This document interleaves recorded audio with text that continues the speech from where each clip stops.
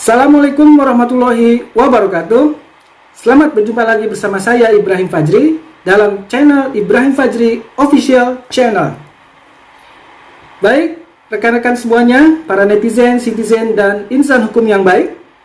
Dalam kesempatan kali ini saya akan lanjutkan video saya sebelumnya, di mana pada video sebelumnya tersebut saya menjelaskan tentang dasar-dasar pengenalan hukum part yang 1. Nah, pada hari ini saya akan jelaskan dasar-dasar hukum atau dasar-dasar pengenalan hukum part yang kedua. Baik rekan-rekan semua, seperti yang telah kemarin kita sampaikan pada video yang pertama kemarin, bahwa sempat kita bahas tentang arti atau definisi dari hukum, kemudian kita sempat bahas tentang tujuan hukum. Ya, hari ini kita akan lanjutkan pembahasan kita tentang macam-macam klasifikasi atau penggolongan hukum. Baik, netizen, citizen, beserta insan hukum yang baik.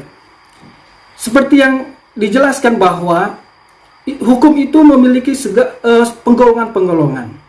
Ya, bahwa hukum itu memang cakupannya sangat luas sekali. Oleh karena itu, ada klasifikasi-klasifikasi atau penggolongan-penggolongan yang bisa kita akan bedakan dan kita akan jelaskan pada kesempatan pada hari ini. Ya, jadi penggolongan yang pertama, ya, hukum kita golongkan berdasarkan dari bentuknya. Apa itu penggolongan hukum berdasarkan bentuk? Jadi paling tidak ada dua jenis-jenis hukum ataupun penggolongan hukum dari sisi bentuk. Yang pertama, hukum tertulis. Ya, hukum tertulis adalah hukum yang dicantumkan dalam berbagai peraturan perundang-undangan secara tertulis. Contoh apa saja? Jadi hukum yang sudah jelas, yang tercantum dalam peraturan perundang-undangan, ada dibukukan, ya. Nah, hukum tertulis misalnya kita sebut di Indonesia, misalnya ada Undang-Undang Dasar 1945, apakah itu ada keputusan presiden, ada undang-undang, banyak sekali undang-undang yang ada di Indonesia, ada kitab undang-undang hukum pidana, hukum perdata, dan lain-lain. Intinya, hukum tertulis adalah hukum yang sudah dicantumkan dalam peraturan perundang-undangan secara tertulis. Baik, itu yang pertama. Yang kedua adalah hukum tidak tertulis. Hukum yang tidak tertulis adalah hukum yang berlaku serta diyakini oleh masyarakat dan dipatuhi. Akan tetapi dibentuk menurut prosedur yang tidak dibentuk menurut prosedur yang formal, melainkan lahir dan tumbuh di kalangan masyarakat tersebut. Ya, artinya adalah hukum memang berlaku. Tidak ada pembukuan, tidak ada penulisan secara formal, namun secara nyata, secara realita dipatuhi dan ditaati oleh masyarakat. Apa contohnya? Contoh hukum yang tidak tertulis adalah hukum adat, ya. Ada kebiasaan, ya kan? Ya, dan kita lihat di Indonesia pun banyak sekali, ya, hukum-hukum adat yang ada. Karena memang kita terdiri dari berbagai macam suku bangsa. Nah, itulah kekayaan bangsa kita, bangsa Indonesia. Baik, rekan-rekan semuanya, para netizen, citizen, dan insan hukum yang baik, penggolongan hukum atau klasifikasi hukum selanjutnya adalah klasifikasi hukum berdasarkan sumber hukum. Nah, tentu saja kita harus mengetahui arti dari definisi hukum itu sendiri, definisi sumber hukum itu sendiri maksud saya. Sumber hukum, apakah sumber hukum itu? Ya, sumber hukum adalah segala sesuatu yang bisa menimbulkan adanya peraturan. Ya, bisa menimbulkan peraturan perundang-undangan yang bersifat mengikat dan memaksa, dan ketika dilanggar akan ada sanksi-sanksi yang berlaku. Ya, jadi segala sesuatu yang menimbulkan adanya peraturan perundang-undangan itu dinamakan sebagai sumber hukum. Nah, paling tidak ada 5 jenis-jenis sumber hukum, ya, yang kita ketahui selama ini. Ya, sumber hukum yang pertama adalah undang-undang. Ya, sumber hukum undang-undang jelas, ya, seperti yang telah saya jelaskan sebelumnya. Ya, jenis hukum yang disebut sebagai terletak dan tercantum di dalam peraturan perundang-undangan yang ada di Indonesia. Di Indonesia banyak sekali ada tata aturan perundang-undangan dari atas hingga dari level yang di bawah. Itu banyak sekali. Nanti kita bisa bahas pada mungkin pertemuan yang khusus karena memang pembahasannya lumayan agak banyak. Nah, paling tidak sumber hukum yang pertama bisa kita katakan adalah undang-undang. Baik, rekan-rekan semuanya, kita berlanjut pada sumber hukum yang kedua. Ya, yang kedua adalah tadi yang pertama undang-undang, yang kedua adalah kebiasaan. Kebiasaan disebut sebagai Gewoonten Aantrek, ya, atau jenis hukum yang berlaku di dalam peraturan-aturan atau kebiasaan adat-adat. Sempat kita bahas dari contoh dari penggolongan sumber hukum yang yang sebelumnya, hukum tidak tertulis, ya, disebut adat, hukum adat. Nah, hukum kebiasaan juga bisa mengacu kepada peraturan-aturan atau kebiasaan adat yang berlaku di suatu wilayah. Nah, makanya di dalam hukum, saking luasnya cakupan dalam hukum itu sendiri, sampai hukum tidak tertulis pun yang penting ditaati dan dipatuhi oleh masyarakat itu pun disebut sebagai hukum, dan tentu saja dijadikan sebagai sumber hukum. Baik, itu adalah sumber hukum yang kedua. Sumber hukum yang ketiga adalah traktat. Apakah itu traktat? Ya, traktat adalah jenis hukum yang ditetapkan oleh negara-negara melalui suatu perjanjian antar negara. Ya, jadi hukum yang diberlakukan, ya, ke negara-negara yang melakukan perjanjian antara negara-negara tersebut. Ya, jadi sudah lintas negara. Ya, hukum yang berlaku, ya, akibat adanya perjanjian-perjanjian antar negara yang dilakukan. Ya, jadi ada di Indonesia pun menggunakan, ya, traktat atau perjanjian. Beberapa undang-undang itu diserap dari perjanjian-perjanjian antar negara. Ya, baik, itu teman-teman semua traktat. Selanjutnya, sumber hukum selanjutnya yaitu jurisprudensi. Apakah itu jurisprudensi? Ya, jurisprudensi adalah jenis hukum yang muncul karena adanya keputusan hakim.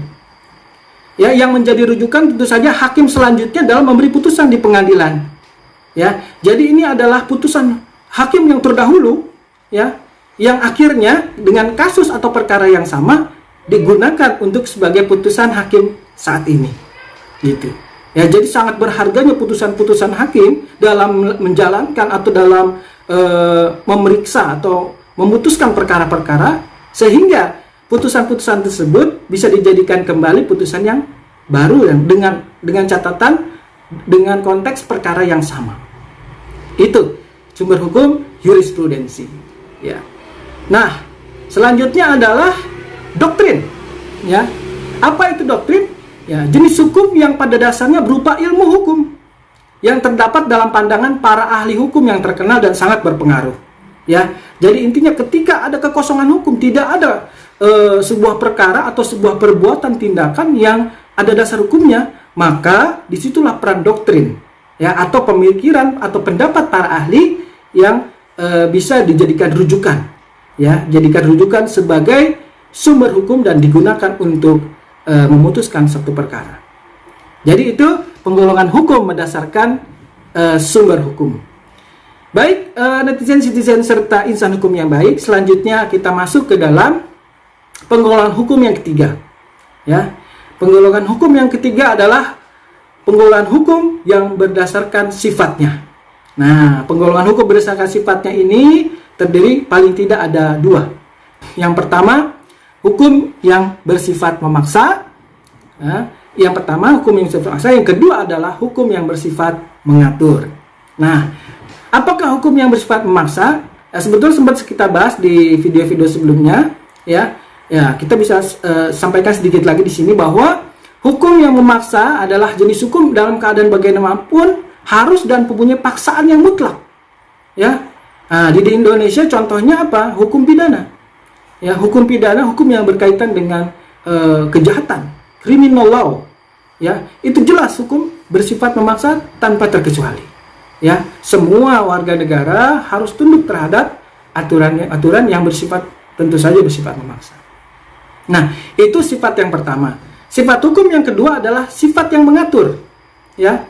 Nah, yang dimaksud hukum mengatur adalah jenis hukum yang dapat disampaikan saat pihak-pihak yang bersangkutan telah membuat peraturan sendiri atau suatu perjanjian. Ya. Nah, kalau tadi hukum yang memaksa dicontohkan misalnya hukum pidana. Nah, kalau hukum yang mengatur, bersifat mengatur, dicontohkan adalah hukum perdata. Hukum perdata adalah hukum antara satu warga negara dengan warga negara lain melakukan sebuah kesepakatan atau perjanjian-perjanjian. Jadi, para rekan-rekan semuanya, ketika kita menandatangani suatu perjanjian, secara langsung ataupun tidak langsung, itu sudah menjadi hukum bagi para pihak yang menandatanganinya. Ya, jadi jelas hukum itu bersifat mengatur, dan tadi yang sebelumnya adalah bersifat memaksa. Dari sisi sifatnya. Baik rekan-rekan semua, penggolongan yang lain adalah penggolongan hukum berdasarkan tempat berlakunya. Ya, ada 3 jenis hukum berdasarkan tempat berlakunya. Ya, nah, pertama adalah hukum nasional. Ya, yang kedua adalah hukum internasional. Yang ketiga adalah hukum asing. Ya, itu penggolongan hukum berdasarkan tempat berlakunya. Kalau hukum nasional, ya seperti kita sudah pahami bersama bahwa hukum yang berlaku di wilayah negara tertentu. Ya, misalnya negara kita, ya negara, itu namanya hukum nasional. Kemudian hukum internasional, jadi hukum yang berguna mengatur hubungan antar negara, hubungan internasional, yang berlaku secara keseluruhan negara-negara yang mengikatkan diri dalam perjanjian antar negara tersebut.